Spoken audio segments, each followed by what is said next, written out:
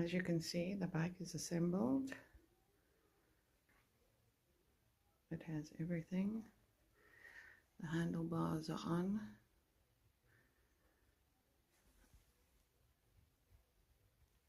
What we need now is to connect this tire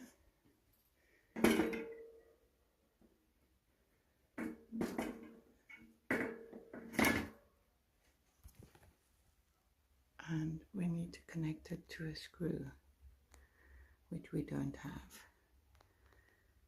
So this bike goes up, down, and we literally need this silver screw to connect the wheel.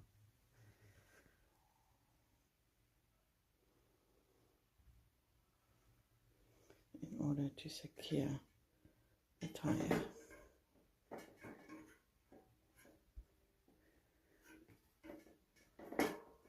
In here.